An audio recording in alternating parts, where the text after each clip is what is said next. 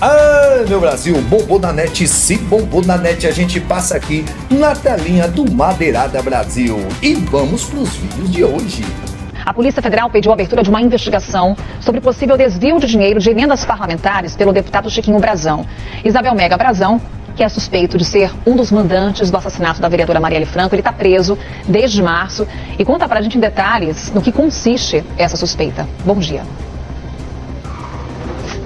Oi, Carol. Bom novo dia para você, para todo mundo que está assistindo a gente. A Polícia Federal apurou indícios que considera serem veementes a respeito dessa suposta prática de desvio de dinheiro de emendas parlamentares para fins indevidos. É essa a conclusão da PF para possibilitar essa abertura desse inquérito. Mais uma investigação na frente ali, formada em torno do crime que acabou com o assassinato da vereadora Marielle Franco e do motorista Anderson Gomes. Tem uma figura central que vai ser investigada nesse inquérito, que também tem a participação apontada no assassinato de Marielle e Anderson, que se chama Peixe. A gente está falando do Robson Calixto Fonseca. Ele foi preso no dia 9 de maio, atuava como uma espécie de assessor, um faz-tudo do deputado federal Chiquinho Brazão, expulso do União Brasil, e ele, portanto, ao entregar o celular para a Polícia Federal, os investigadores começaram a fazer uma perícia de dados e acabaram encontrando algumas mensagens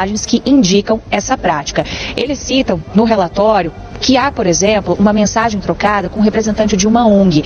O então assessor de Chiquinho Brazão, o Peixe, ele pede a destinação de 100 milhões de reais para essa ONG. E aí depois ele pede um retorno de parte desse dinheiro ao representante da ONG depois que esse pagamento é efetuado. O pagamento foi efetuado em novembro de 2023, de 100 mil, viu, Carol? Corrigindo aqui, eu até falei 100 milhões, achei bastante alto, mas não, é de 100 mil, né, é o retorno. E aí depois ele passa os dados de uma conta bancária que é vinculada à empresa do filho. Ainda sigo falando do Peixe, a empresa da filha dele. Então, portanto, é daí que vem essa investigação, essa hipótese da Polícia Federal de que haveria também a prática de desvio de emendas parlamentares, até porque as mensagens são vistas como provas bastante veementes pelos investigadores da Polícia Federal. Isso tudo já foi encaminhado ao ministro Alexandre de Moraes desde ontem, já está na mesa, portanto, o Moraes, que é o relator dessa investigação no Supremo Tribunal Federal. A partir daí, novas diligências podem ser autorizadas, outros procedimentos do tipo, mas lembrando que tanto o Peixe quanto o próprio deputado federal Chiquinho Brazão seguem presos. Chiquinho Brazão, inclusive, enfrenta um processo de cassação no Conselho de Ética aqui da Câmara dos Deputados. Em breve a gente pode ter algum tipo de nova movimentação sobre esse assunto, esse recorte específico aqui na Câmara dos Deputados, e ele que segue preso também em uma penitenciária federal no Mato Grosso do Sul. Carol. Obrigada, Isabel. Trazendo pra gente um resumo desses indícios agora apontados pela Polícia Federal. E é com a Basília também que a gente conversa sobre o assunto, porque, Basília, a Isabel nos lembra essa troca de mensagens que aconteceu entre Peixe, o ex-assessor do Chiquinho Brazão, e o parlamentar.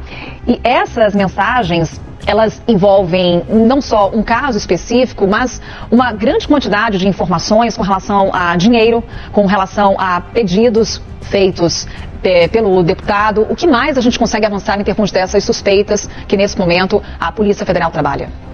Olha, Carol, a investigação morte de Marielle e Anderson Gomes, ela está encerrada do ponto de vista da Polícia Federal. A PF, a partir dessa investigação que foi muito mais agitada, né, teve muito mais ritmo neste último ano, concluiu que sim, os irmãos Brazão, também o ex-diretor da Polícia Civil no Rio de Janeiro, foram os mandantes deste bárbaro crime. Então, sobre essa investigação, para a polícia, não há mais dúvidas. Mas como antes, na verdade até no dia, né, da prisão, houve aquelas buscas e apreensões em endereços relacionados aos Brazão, também ao ex-diretor da Polícia Civil, vários achados também estiveram na unidade da polícia no Rio de Janeiro, vários achados, várias buscas e apreensões foram feitas. Então, desse conjunto de informações que podem ser consideradas provas de crimes, nascerá outra investigação, que é essa sobre os desvios de emendas parlamentares de Chiquinho Brazão, deputado federal, nessa consonância, né, nesse tipo de acordo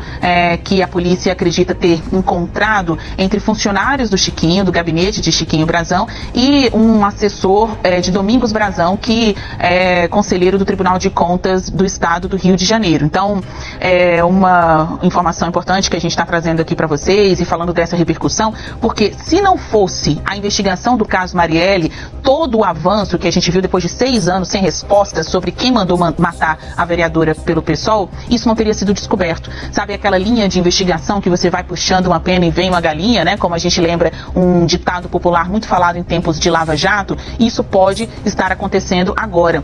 Uma investigação possível, porque as buscas e apreensões alcançaram um conjunto de informações que dizem respeito a muitos assuntos. Não somente o caso Marielle, não apenas aí o suposto desvio de recursos das emendas parlamentares. Tudo aqui a gente trata como suspeita, mas para a PF, no caso da morte de Marielle e de Anderson Gomes, não há dúvidas. Eles são os mandantes. Sobre os outros aspectos, né, esse conjunto e o que pode se desdobrar, aí sim, precisa de uma autorização do ministro Alexandre de Moraes, que é o relator principal, né, deste caso, para que um inquérito seja instaurado e novas diligências possam ser feitas, como depoimentos e até mesmo quebras de sigilo e também novas buscas e apreensões, né? É uma investigação que leva a outra, como a gente destacou logo cedo hoje no Abre do Novo Dia. Carol?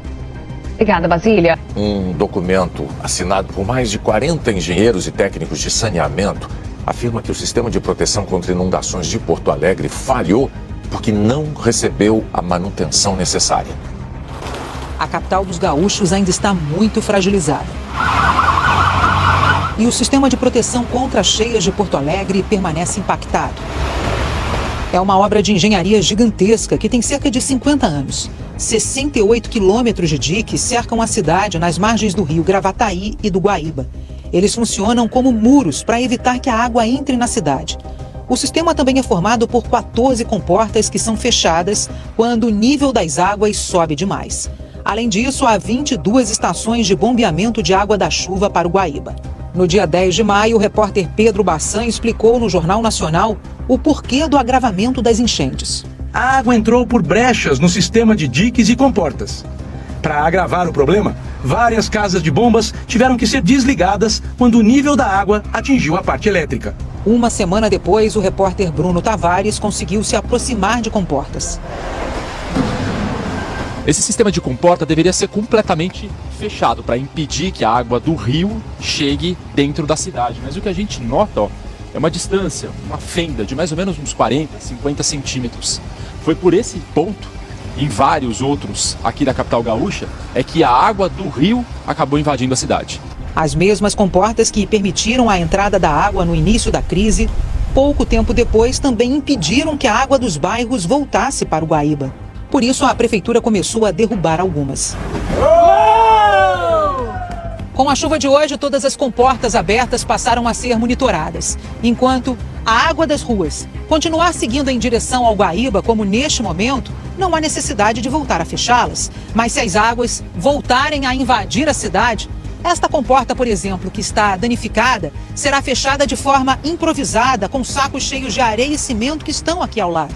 O diretor-geral adjunto do Departamento Municipal de Água e Esgoto afirmou que melhorias já tinham sido feitas no sistema e que não havia como prever que os equipamentos não aguentariam a enchente. Assim como você compra um apartamento, né? O apartamento tem uma laje de suporte da sala que permite 150 kg por metro quadrado. Ninguém vai fazer um teste de esforço para ver se a laje suporta 150 kg por metro quadrado. Estamos acreditando que o sistema foi concebido e construído e ele é capaz de suportar aquilo para o qual foi idealizado. Só que ele se mostrou que não foi.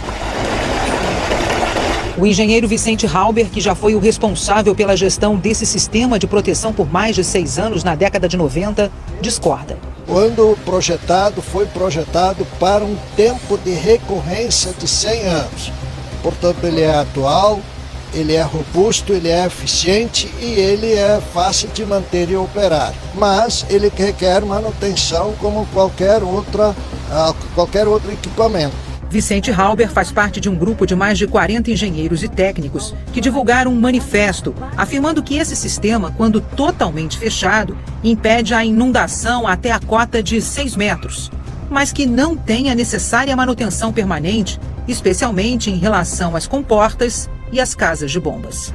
E que no ano passado, durante as inundações, as deficiências nas comportas ficaram visíveis, fáceis de serem sanadas, mas não foram. Questionado sobre o manifesto, o prefeito Sebastião Melo, do MDB, que assumiu em janeiro de 2021, Afirmou que é um problema que se arrasta ao longo de muitas gestões, mas não apresentou soluções. Eu li o documento, eles falam de manutenções ao longo do tempo, né? Porque também acho que isso é muito importante dizer. As manutenções, eu sou o 13º prefeito do sistema que começou em 1970. Então acho que nós temos que falar de manutenções ao longo do processo. Chegou até aqui e não é inscrito ainda? Se inscreva no canal, deixe seu like, compartilhe esse vídeo e vamos para mais vídeos. Se possível, deixe aquele velho pix para ajudar a gente a combater o fascismo e o bolsonarismo todo santo dia. Conhecereis a verdade e a verdade vos libertará.